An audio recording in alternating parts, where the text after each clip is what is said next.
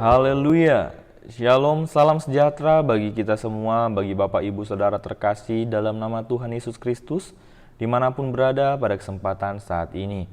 Puji nama Tuhan, firman Tuhan yang datang kepada kita pada saat ini, saya berikan judul Karunia dalam Mengiring Tuhan.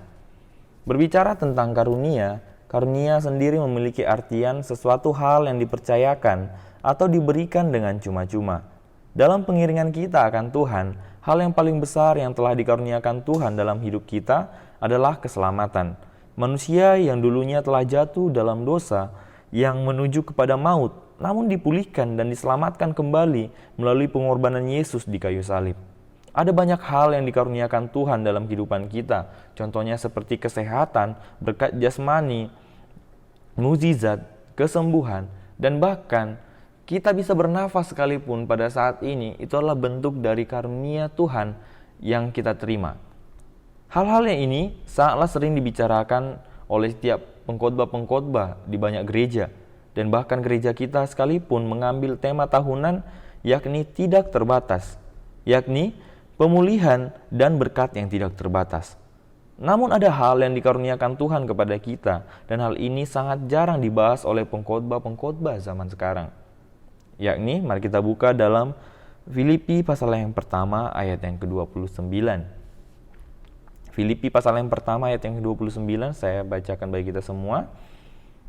Sebab kepada kamu dikaruniakan bukan saja untuk percaya kepada Kristus, melainkan juga untuk menderita untuk Dia. Puji Tuhan. Jin kita perhatikan bahwa ini adalah nasihat dari Paulus kepada jemaat yang ada di Filipi pada saat itu. Dan Lembaga Alkitab Indonesia pun memberikan judul perikop, nasihat supaya tetap berjuang. Rasul Paulus menasihatkan kepada jemaat yang ada pada saat itu dan juga berlaku kepada kita yang ada saat ini. Agar apa?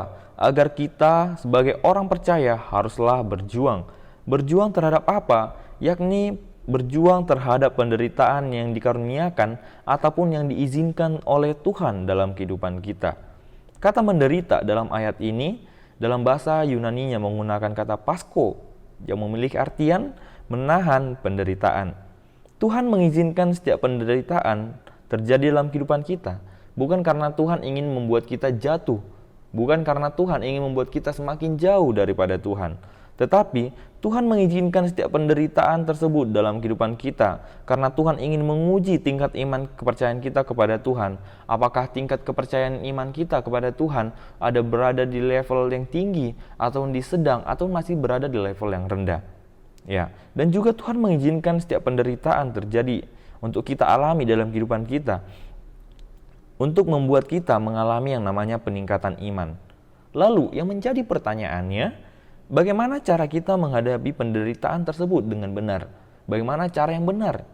Ya, cara yang benar dan yang paling tepat adalah dengan tetap mengandalkan Tuhan sepenuhnya, ataupun dengan katakan berserah penuh kepada Tuhan. Berserah penuh kepada Tuhan sama halnya dengan walaupun kita menghadapi persoalan yang sangat berat sekalipun, kita tidak mengandalkan diri kita sendiri, tetapi mengandalkan Tuhan, menyerahkan seluruhnya kepada Tuhan.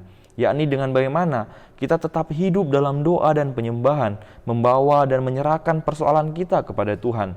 Dan juga ketika kita mengalami persoalan tersebut, kehidupan kita harus terus berjalan sesuai dengan firman. Persoalan bukan jadi alasan untuk tidak melakukan firman, tetapi tetap menjalani hidup sehari-hari dengan tetap menghidupi firman tanpa mengabaikannya. Dan juga kita buka dalam 1 Korintus pasal yang 10 ayat 13. Demikian firman Tuhan, pencobaan-pencobaan yang kamu alami adalah pencobaan-pencobaan biasa yang tidak melebihi kekuatan manusia. Sebab Allah setia dan karena itu Ia tidak akan membiarkan kamu dicobai melampaui kekuatanmu. Pada waktu kamu dicobai, Ia akan memberikan kepadamu jalan keluar sehingga kamu dapat menanggungnya. Ya, di sini kita dapat tahu bahwa persoalan yang diizinkan dalam kehidupan kita adalah persoalan-persoalan yang tidak melebihi batas kekuatan kita. Jadi Tuhan tahu kekuatan kita. Ketika kita masih berada di level 1, Tuhan akan memberikan persoalan, mengizinkan persoalan yang setara dengan level 1, setara dengan kekuatan kita. Tuhan tidak akan memberikan hal yang melebihi kekuatan kita yang membuat kita jauh daripada Tuhan. tetapi Tuhan memberikannya agar kita dapat mengalami yang namanya peningkatan iman. Ya, puji Tuhan. Dan juga di sini kita dapat tahu bahwa Tuhan adalah Tuhan yang setia. Tuhan yang kita sembah adalah Tuhan yang setia. Dan ketika kita mengalami persoalan, ketika kita mengalami yang namanya penderitaan, ketika kita membawa semuanya kepada Tuhan, menyerahkan semuanya kepada Tuhan, dikatakan pada ayat ini, yakni Tuhan sendiri yang akan memberikan jalan keluar dari setiap penderitaan dan persoalan yang kita alami. Jadi, dari renungan ini, kita dapat mengerti bahwa sebagai orang Kristen, sebagai orang-orang percaya, kehidupan kita tidaklah luput dari yang namanya persoalan, tidak luput dari yang namanya penderitaan, dari pencobaan. Tetapi yang menjadi fokus kita bukanlah persoalan tersebut. Yang menjadi fokus kita bukanlah terhadap masalah tersebut, tetapi menjadi fokus kita adalah bagaimana cara kita dalam menanggapi persoalan dan penderitaan tersebut. Melalui renungan singkat ini, kita dapat memperoleh jawabannya. Kita diingatkan bahwa sebagai orang-orang Kristen, ketika kita menghadapi setiap persoalan, kita menghadapi setiap permasalahan, yang harus kita lakukan adalah kita harus menyadarinya, bukan menghindarinya.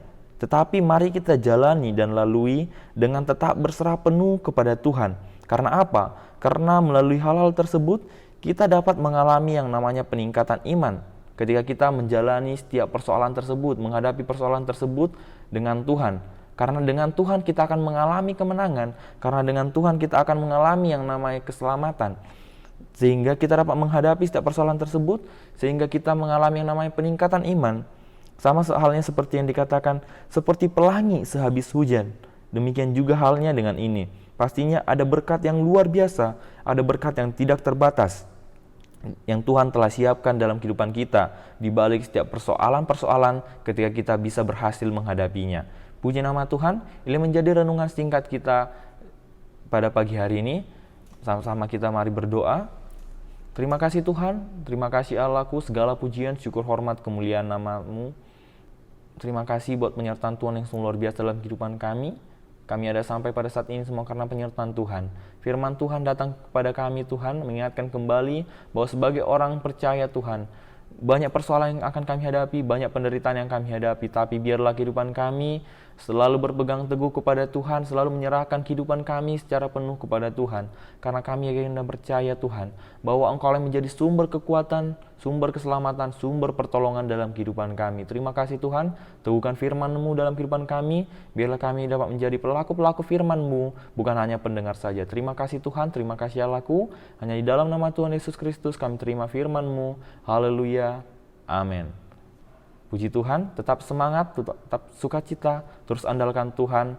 Tuhan Yesus memberkati. Haleluya.